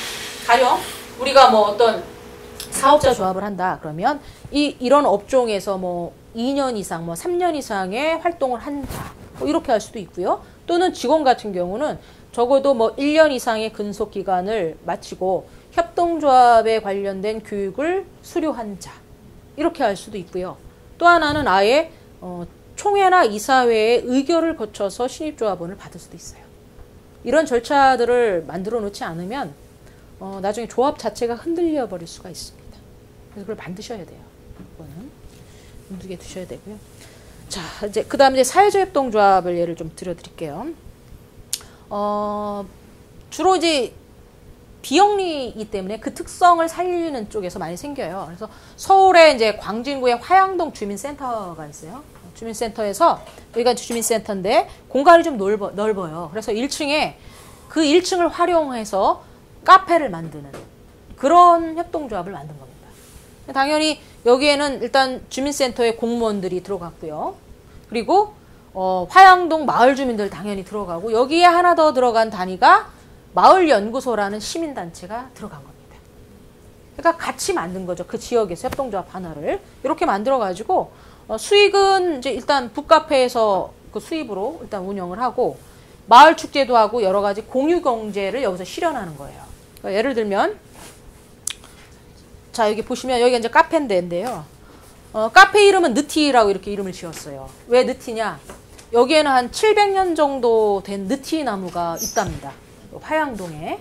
그래서 그 이름을 따서 느티 이렇게 지었는데 이제 요 앞에 이제 공간에서 이제 여러 가지 뭐 이런 활동들도 하는 거죠. 여러 가지 축제도 하고 마을 행사도 하고 뭐 로컬 푸드 판매도 여기서 할 테고 뭐 이런 일들도 하고 여기 카페인데 한켠에 이렇게 그 서가가 있어요. 서가. 그래서 각 가정에서 저렇게 꽂혀져 있는데 안 보는 책들 많잖아요. 그 책들 여기다 이제 내놓는 거예요. 그래서 주민들에게 빌려주는 거죠. 그런 일도 하고 또 하나 이런 캠핑 장비들 있죠. 비싸게 주고 샀는데 집에서 별로 쓸모없이 이렇게 막 이렇게 먼지만 쌓여 있는 것도 많이 있잖아요. 뭐 여행용 가방 같은 것도 그렇고 그런 걸 이제 여기다 이렇게 내놓는 거예요. 그래서 요거를 필요한 사람들에게 빌려주는 거죠. 일종의 이제 공유 경제를 실현하는 그런 방식을 합니다. 그리고 책을 이렇게 빌려주고 있다 보면 어때요? 당연히 여기서 어떤 독서 모임이라든가 뭐 이런 거 당연히 생기겠죠. 그런 일들을 해서 동네 사랑방 역할을 여기서 하는 거예요. 그래서 그 비용은 어떻게 충당하냐면 여기 커피 값이 비싸지도 않더라고요. 한 1,500원에서 2,500원 정도예요.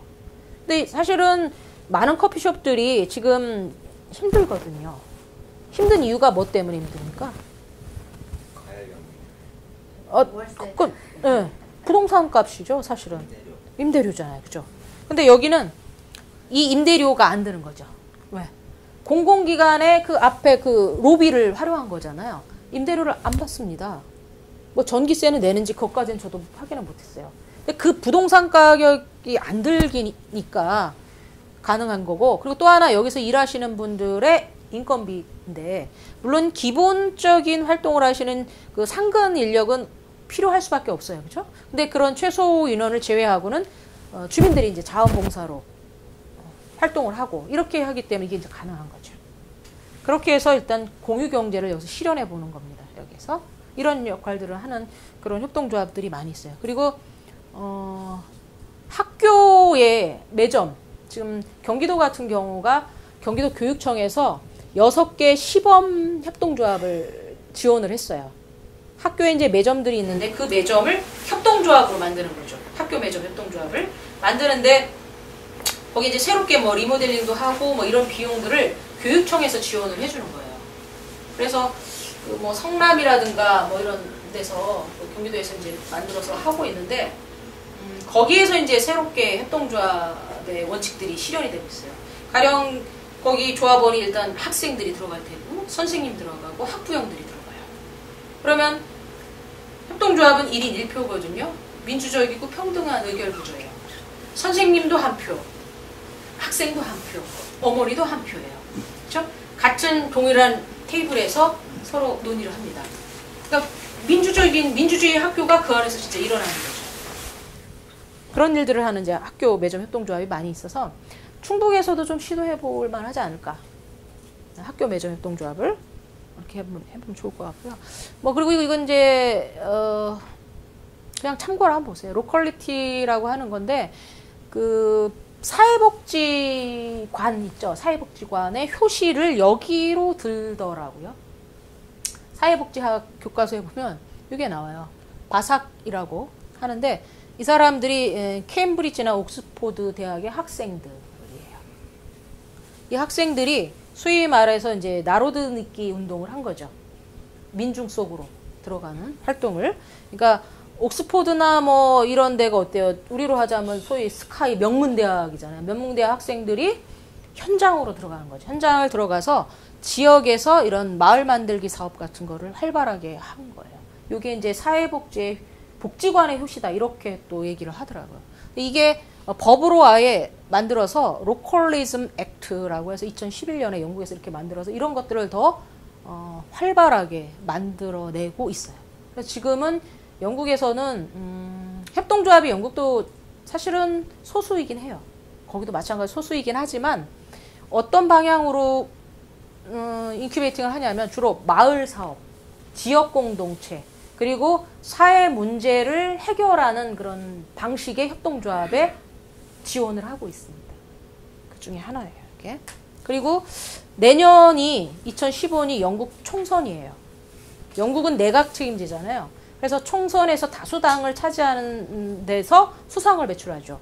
그래서 내년 선거가 굉장히 중요한데 내년 선거에서 지금 각 정당들이 공통적으로 내걸고 있는 공약이 뭐냐면 노동자 소유 기업에 대한 지원과 세제 혜택을 확대하겠다. 이게 공통적인 의견이에요. 그러니까 보수당이나 노동당이나 다 똑같이 노동자 소유 기업을 지원하겠다는 거예요. 그 노동자 소유 기업은 대표적으로 이제 협동조합이죠. 그리고 그뿐 아니라 이제 교육도 중요하게 하는데 지금 캐머런 수상이 저 보수당이잖아요. 근데 그 보수당에서조차도 어떤 걸 하냐면 학생들에게 한 2주 정도의 그 교육 허리가 있대요. 합숙을 하든 뭐 이렇게 교육을 하는데 워크숍처럼 하는데 거기서 어떤 교육을 하냐면 정부 영역과 사기업의 시장 영역이 있는데 그렇지 않은 제3섹터 시민사회 영역이라고 할 수도 있는데 그 제3섹터의 역할이 어떤 거고 그것이 지역에서 어떻게 중요한지 그것에 대해서 교육을 시킨대요. 그리고 그 지역사회에서 학생인 내가 청년이 앞으로 어떤 역할을 할 것인지 그걸 생각해보게 하는 교육을 한답니다. 그 교육의 지원을 하고 있고 우리로서는 상상할 수 없는 일이죠. 그런 일을 하고 있어요.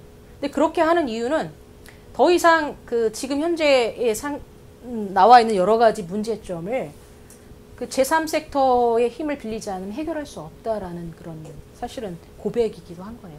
지금 상황이. 그렇고요. 지금 여기는 그냥 뭐 제가 잠깐 요것만 말씀드려요. 여기 XO 이렇게 OX 돼 있죠. 영국 런던에 관광을 가면 이 빌딩을 반드시 가는 관광 명소라고 하더라고요. 저 요번에 알았는데 근데 이 건물을 이런 관광 명소인 건물을 만든 게 협동조합이에요. 예. 바로 여기 지금 이렇게 막 피켓팅 하잖아요. 이분들이 만드는 거예요. 이분들이 이거를.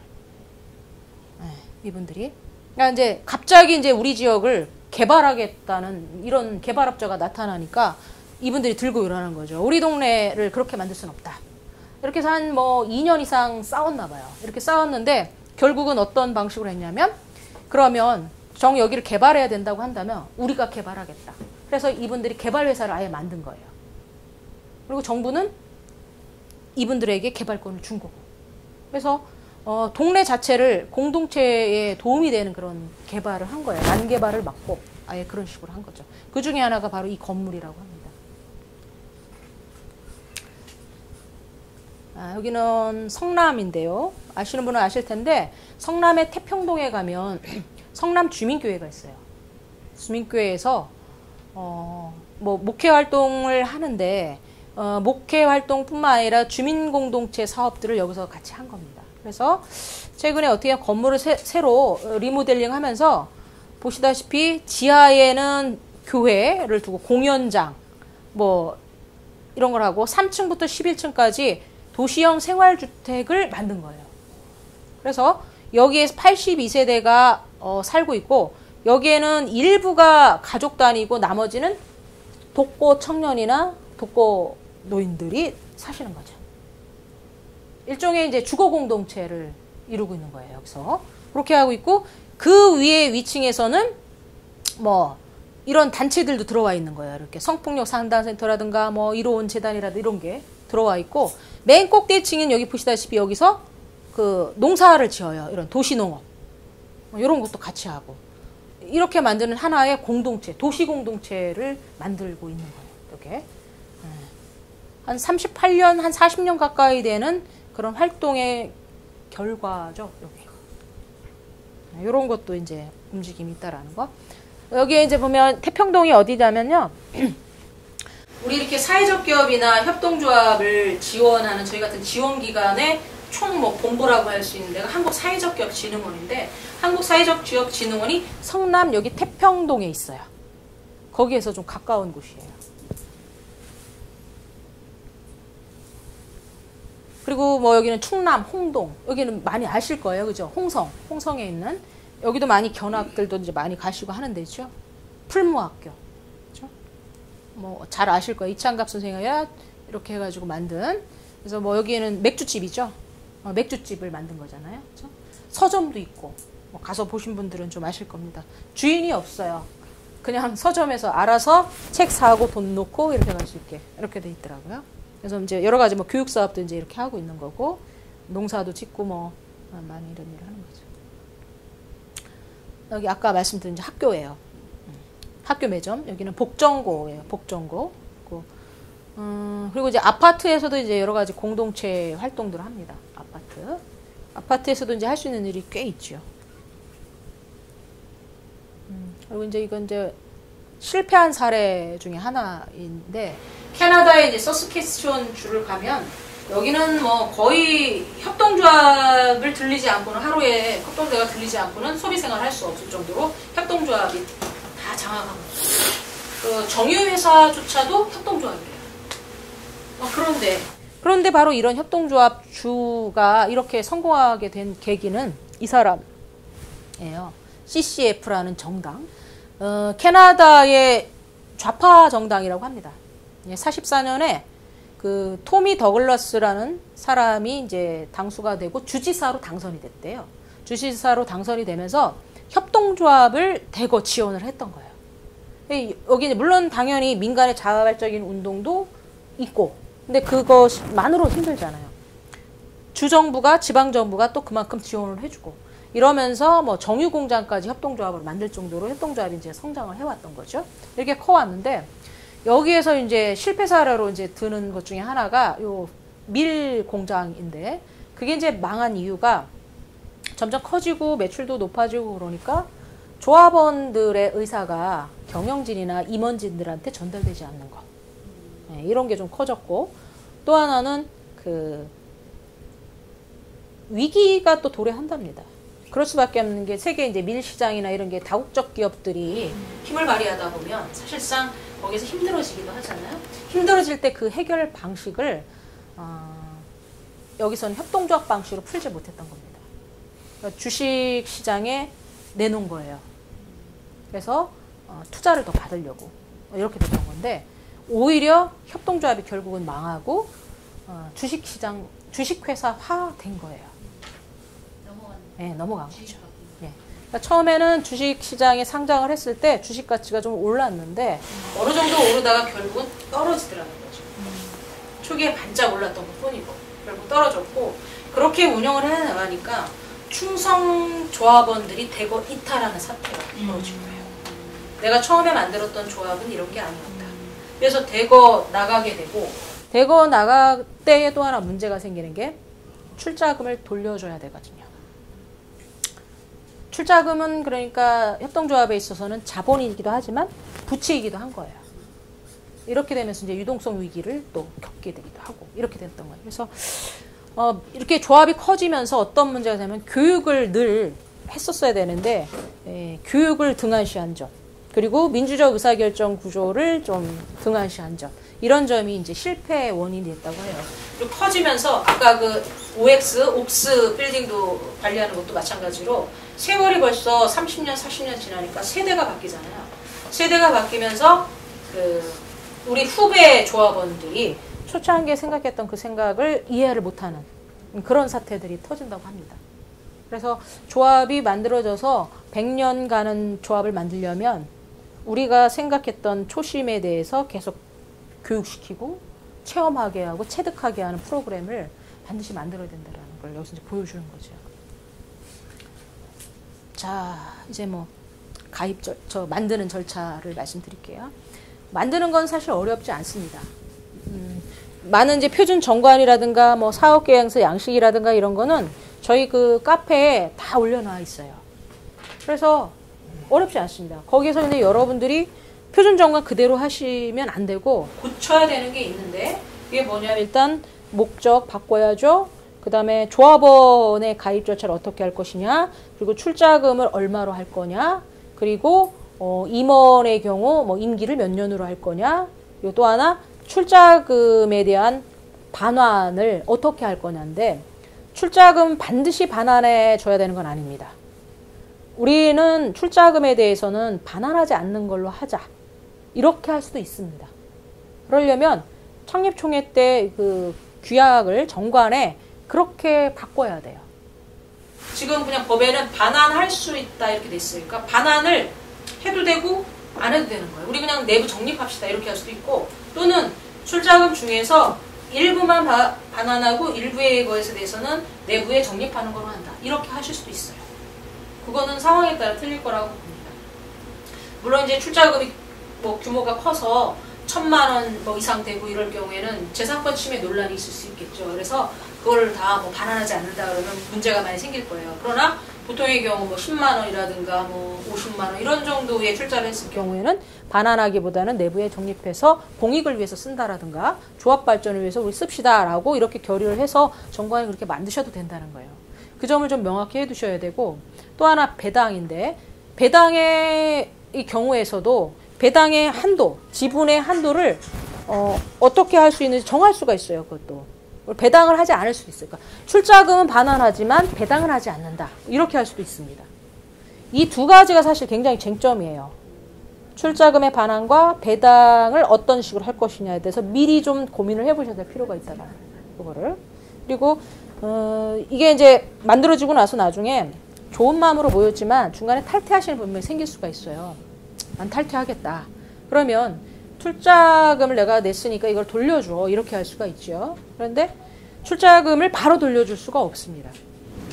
그 연말 정산이 다 끝나고 결산이 끝나고 나서 총회에서 지금 탈퇴하신 분이 몇 분이시고 이분의 출자금이 얼마인데 이걸 반환을 하는 것을 거기에서 총회에서 의결을 일단 해야 돼요. 총회에서 의결을 거치고 그 다음에 그 다음 날로 주는 게 아니라 총회 의결을 거치고 그 다음 해에 연말에 결산 끝나고 그때 돌려주는 겁니다. 그러니까 사실은 실질적으로 한 2년 후에 돌려주는 거죠. 바로 돌려주는 게 아니라. 그리고 출자금을 내가 100만 원 냈다고 해서 나갈 때 바로 100만 원을 받고 가는 게 아니고 나간다고 했던 그 시점에 그 조합의 재정 상태를 보고 만약에 손실이 났다. 그러면 나도 그 지분만큼의 책임을 지고 나가는 거예요. 그러니까 조합이 초창기 때는 아직 안정화되어 있지 않기 때문에 잉여가 나지 않았을 거예요. 사실은 마이너스일 경우가 많겠죠. 그러면 나도 출자금에 대한 지분만큼 책임을 지고 거기에서 공제를 하고 나머지만 받는 겁니다. 그러니까 이거에 대해서 조합원들한테 미리 설명을 해주실 필요가 있어요. 안 그러면 출자했으니까 나갈 때 돌려준다는 걸 난 알고 있는데 왜 안 주냐 이런 얘기 분명히 나올 수가 있고요. 심한 경우는 그것 때문에 내용 증명 보내서 출자금 달라 이렇게 하는 사례도 정말 있어요. 이러면 작은 더군다나 지역에서 서로 괜한 얼굴 붉히고 이런 일 만들 수가 있죠. 사전에 이 정관에서 규정하고 있는 내용이 어떤 의미인지를 충분하게 설명하고 서로 이해할 필요가 있습니다. 미리 그렇게 해야 되고 그래서 미리 이제 지분의 범위도 정해야 될 필요가 있는 거죠. 총회에서 반드시 해야 된다는 거고 작년에는 급할 경우에 이사회의 의결로 미리 줄 수 있는 경우도 있었어요. 총회까지 안 가고. 근데 법을 아예 개정을 했어요. 그렇게 할 수 없도록. 총회에서 반드시 의결해야만 가능하도록 이렇게 바꿨습니다. 그 이유는 짐작하시겠지만 이 협동조합들의 재정 안정을 위해서 그렇게 한 거예요. 그리고 또 하나는 이런 경우가 있을 수 있죠. 보세요. 출자한 것만큼 내가 나중에 다 돌려받을 수 있고 배당도 역시 그의 연말 정산해서 내가 출자한 비율만큼 배당도 더 많이 가져갈 수 있다. 이랬을 경우에 악의적인 조합원의 경우 이럴 수도 있겠죠. 조합이 아주 잘 될 때, 매출이 막 났을 때 탈퇴를 하는 거예요. 왜냐하면 조합이 잘 될 때 배당받을 수 있는 배당분도 더 커지잖아요. 그럼 그렇게 나가는 거예요. 그런 게 충분히 가능한 거고, 또 하나는 그 역도 가능하고요. 어느 시점에서 조합원이 탈퇴하느냐, 이런 거에 따라 상당히 달라요. 그래서 그런 거를 좀 잘 짜셔야 돼요. 정관과 규약을, 경우의 수를 잘 대비를 하셔야 되는 거죠. 그래서 정관을 작성하는 게 사실 제일 커요. 비중이 크고, 그래서 거기에 대해서 미리 어떤 의미가 있는지 그 주요하게 하실 그 발기인 분들께서는 그 정관 설명회를 들으실 필요가 있습니다. 저희 지원기관에서 어떤 의미인지 같이, 그리고 토론을 거치고요. 그래서 좀 표준 정관대로 하지 마시고 고칠 수 있다라는 거. 근데 그 고치는 방법은 법에 위반되지 않으면 돼요. 근데 표준 정관이 반드시 법에 있는 거를 규정한 것도 있지만 법에 없는 것도 그냥 해놓은 게 있거든요. 그래서 그런 거에 대한 설명을 저희 지원기관한테 들을 필요가 있어요. 그렇게 해서 만드시고, 그러고 난 다음에 이제 창립총회는 7일 이전에 공고하게 돼 있으니까 적어도 7일 이전에 공고를 하셔야 돼요. 근데 7일 이전이라는 그 기산점에 오해들이 있으신데, 역산에서 7일이게 되면 실질적으로 한 9일 정도 전이에요. 그렇죠? 그걸 염두에 두셔야 돼서 여유 있게 그 공고를 하시고요. 그러고 나서 창립총회에서 정관안과 사업계획안 그리고 임원이 거기 선출이 되죠. 그래서 회의록을 준비하시고, 그리고 난 다음에 여기는 괴산에다 내면 괴산군청 경제과에 가서 신고를 합니다. 그러면 이제 신고필증이 이제 나올 거고, 그걸 받아서 이번에는 어디로 가느냐, 공증을 하나 받아야 되는데, 그게 이제 회의록만 공증받으면 돼요. 회의록만 공증받고, 그 다음에 법원에 가서 등기를 하면 됩니다. 그러면 이제 법원 등기가 나오고, 다시 그 사업자 등록을 세무서 가서 하면 되죠. 그렇게 진행이 되는 거예요. 이런 과정이에요.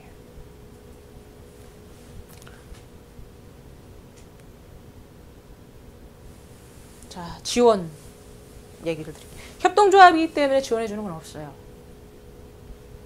그런데 그럼 협동조합이 뭐냐, 왜 하느냐? 협동조합은 법인 중에 하나잖아요. 그죠? 그래서 법인이기 때문에 법인으로서 보호를 받는 게 있는 거고요. 각종 국가의 공모사업에 있어서 지원 자격을 개인 사업자한테 주는 건 없어요. 법인이어야 되지. 그래서 법인으로서 그런 자격이 있고, 중소기업으로 이제 소상공인업자로 인정을 받죠. 그러니까 소상공인 지원센터에서 하는 여러 가지 대출 사업이라든가 뭐 이런 거에 지원할 자격이 생겨요. 그리고 세제 감면 부분인데, 여기에서는 현재 협동조합은 없습니다. 이게 오히려 영농조합 같은 경우는 그 세제가 혜택이 많이 있어요. 근데 지금 협동조합 그게 없어요. 그리고 이런 거죠. 자, 협동조합을 만든 구성원이 다 농민이에요. 토지를 사고 싶어요. 농지를 못 삽니다. 개인은 살 수 있죠. 근데 협동조합 법인은 못 산다는 거예요. 지금 그렇게 돼 있어요. 이게 이제 역차별인데, 이건 이제 제도 개선점이에요. 영농조합이라든가 농업회사 법인 같은 경우는 살 수 있잖아요. 농가를 법인으로. 근데 협동조합을 못 사요. 네, 현재 그렇게 돼 있고, 아까 배당이 가능하다고 그랬죠.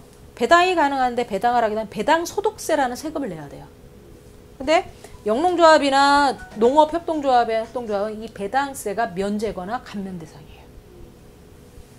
그리고 법인이니까 어때요? 법인세도 내야 되잖아요. 근데 법인세는 그 매출 규모에 따라서 최고 25%까지 이렇게 물리죠.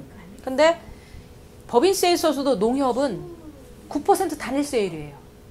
매출이 뭐 100억이 되든 1000억이 되든 그냥 9%. 근데 협동조합은 그 적용 없습니다. 물론 많은 협동조합들이 지금 이제 막 시작하기 때문에 사실은 실질적으로 세금 낼 게 없어요. 매출이 거의 뭐 2억 이하이기 때문에 그런 건 없으나, 어쨌든 몇 년이 걸치면 성장할 거잖아요. 그죠?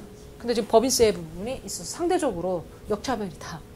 이런 부분이에요. 그러니까 그런 부분을 앞으로 이제 뭐 개선해야 될 점에, 현재 시점에 그렇다라는 거는 이제 알고 계실 필요가 있어서 말씀을 이제 드립니다. 그리고 공공기관의 우선 구매권이 있는데요. 사회적 기업 같은 경우는 이제 이런 게 있잖아요. 근데 협동조합의 경우는 사회적 협동조합은 우선 구매권이 있어요. 근데 일반 협동조합은 요건 없어요. 이런 점이에요. 그럼 이제 여기까지 얘기하면 이제 다르죠. 그럼 왜 협동조합 도대체 하라고 하는 거야? 이런 얘기가 나옵니다. 자, 그리고 뭐 이렇게 뭐 자금 조달하는 데 있어서 좀 그 제도를 좀 마련했긴 했는데요. 이게 사실은 큰 실익은 없어요. 왜냐하면 보시다시피 이렇게 돼 있습니다. 1억 원 한도에서 아래 중 적은 금액이에요. 최근 1년 매출의 2분의 1, 향후 1년 추정 매출의 2분의 1이거나 출자금의 3배 범위에서 가장 작은 금액이에요. 그러니까 만약에 출자금이 우리 100만 원 가지고 일단 만들었어요. 그러면 300만 원 한도 내에서만 대출이 되는 거예요. 별로 의미가 없죠. 그리고 만약에 내 출자금은 3억이에요. 그렇지만 1억 원 한도예요. 그러면 1억까지밖에 안 되는 거죠. 사실은 아직은 크게 도움이 되진 않습니다. 이게. 근데 이제 주로 어디에서 주로 하냐면 신용협동조합에서 그 특례보증제도라는 거를 하나 하고 있어요. 그래서 어쨌든 같은 협동조합이기 때문에 신협에서 그래도 일반 협동조합을 견인하려고 하는 그런 상품들을 개발하고 있는 상태입니다. 이런 정도가 있어요. 그리고 가장 많이 지원을 받는 게 소상공인 협업화 사업으로 해서 한 1억 정도 지원받는 게 있어요. 이게 자부담이 20%가 있고요. 근데 이 지원은 기본적으로 사업자여야만 가능해요. 그러니까 개인 사업자든 법인 사업자든 사업자로 구성된 협동조합일 경우에만 가능한 겁니다. 그게 아니면 이제 이것도 안 되는 거죠. 금융기관이 현실적으로 대출이 어렵고요. 네, 이런 점이고요. 자, 그러니까 왜 자꾸 하려고 하느냐. 저는 이렇다고 봅니다. 이게 이유이지 않을까. 네. 그래서 많은 협동조합들이 지금 만들어지는 다수가 어디에 있냐면 40, 50대 남성입니다. 네, 여성도 별로 없어요. 40, 50대 남성이 협동조합을 만듭니다. 그러니까 우리나라에서 지금 40, 50대 남성이 가장 힘든 거예요. 그러니까 협동조합을 만들어서 마지막 희망을 여기서 거는 거예요. 여기서. 자, 근데 마지막 희망을 여기서 거는데 정말 이게 성공하려면 이렇게 돼야지 성공한다라는 거예요. 협동조합만이 갖고 있는 경쟁력은 바로 여기에 있잖아요. 자조, 자기책임, 민주주의, 평등, 형평, 그리고 연대하고. 이런 얘기를 하면은 이제 우리 민주주의 훈련이 안 돼 있거나 이런 것과 거리가 멀게 살아오신 많은 분들은 이게 어떻게 밥을 먹여주냐고. 일단은 의식이 좋게야 이런 것도 하지 않습니까? 이렇게 얘기하잖아. 소위 말하면 어떻게 해요? 일단은 개같이 벌더라도 벌어야 그 다음에 정승같이 쓰면 되지 않느냐 이런 얘기 하잖아요. 근데 과연 그럴까요? 이제 그럴 수 있는 시대가 지났어요. 그죠? 지금은 이제 이렇게 하는 방식이 오히려 성공할 수 있다라는 거죠. 그걸 한번 고민해 보셨으면 좋겠다라는 거고요. 그 중에 하나 이제 요것만 마지막 너무 길게 정의를 드릴게요. 많은 협동조합들이 이제 하다가 세계적으로 성공한 협동조합들이 많이 생겼어요. 대기업도 생기고. 그래서 이 협동조합들이 매년 2년마다 세계 협동조합 총회를 해요. 이제 내년에 총회할 때가 됐어요. 내년 총회를 어디서 할지 모르겠지만 어쨌든 총회를 하는데 그 총회할 때마다 이제 그 연구 용역을 마다 맡긴답니다. 뭐 협동조합의 뭐 그동안의 사업 평가를 하고 앞으로 나아갈 방향에 대한 뭐 이런 연구 용역을 맡기는데 그 레이들로 박사라는 사람이 아주 큰 연구를 하게 돼요. 80년에 맡겨가지고 이런 얘기를 해서 이 사람이 협동조합은 3가지의 위기를 거치게 된다. 첫 번째는 신뢰의 위기, 그 다음에 경영사의 위기고 마지막으로 정체성의 위기를 맞게 되는데 지금 세계의 협동조합들은 많은 성공을 이뤄내서 이런 위기도 겪어서 잘 극복했다. 그런데 지금은 정체성의 위기에 도래되어 있다. 바로 이 부분을 해결하지 않으면 앞으로 협동조합은 망할 거다. 이렇게 폭탄 선언을 한 거예요. 총회 때. 그러니까 이제 나름대로 뭐 세계적인 기업으로 성장한 협동조합의 선구자들 입장에 봤을 때 저 양반 무슨 소리 하는 거야? 뭐 이렇게 된 거죠. 근데 이제 이 무슨 얘기를 하냐면 이런 거죠. 자, 보세요. 이러면서 여러분들이 만든 마트가 과연 그냥 일반 그 주식회사 만든 마트하고 도대체 차이가 뭐죠? 일반 주식회사에서 만든 것도 지금은 질도 좋고요. 친환경 제품을 씁니다. 그렇죠? 그리고 상당히 친절해서 그 소비자들에게 많은 혜택이 돌아가는 마일리지 상품도 많이 하고 거기도 나름대로 여러 가지 일들을 잘 해요. 민주적으로 운영하고. 그러면 도대체 이 협동조합이 뭐가 다르죠? 이렇게 되는 거죠. 거기에 대한 답을 협동조합이 주지 못한다면 결국은 협동조합이라는 이런 그 경제 조직체는 사라질 수밖에 없을 것이다. 이렇게 얘기를 한 거예요. 그러면서 아까 수마 나왔었잖아요. 수마의 그 아까 그 작업복이신 분도 어떤 말을 했냐면 이래요. 이게 1972년에 만들어졌다고 해요. 처음에 자기네들이 이 협동조합을 만들었을 때는 영국의 제2, 제3의 수마가 많이 만들어질 거라고 생각했대요. 그런데 지금도 영국에서는 노동자 협동조합 수마 같은 데는 우리밖에 없다. 우리 주변에는 다 지금 비정규직 일자리밖에 없고 이런 거예요. 그러니까 세상은 그대로 있는데 우리 조합만 잘 해가지고 잘 산다고 해서 이 의미가 있느냐라는 거죠. 그래서 이 레이들로 박사가 얘기한 거는 이제 협동조합은 조합원의 공동체성만 강조하지 말고 지역사회에 기여하는 활동들, 지역과 연대하는 활동을 더 강화하도록 해라.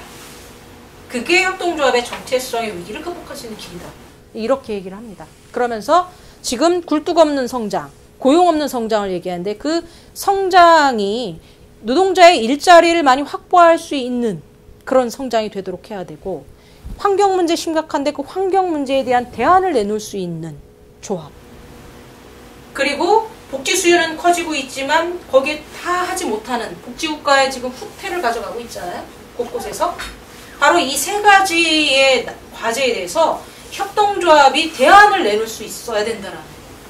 그랬을 때만이 일반 소비자가 내가 조금 멀어도 일반 주식회사 매장을 가지 않고 협동조합 매장을 가게 된다는 거죠. 그래서 저는 바로 이 점을 유념해서 하고 이게 바로 협동조합의 성공 전략이 아니겠느냐, 네, 이런 생각을 합니다.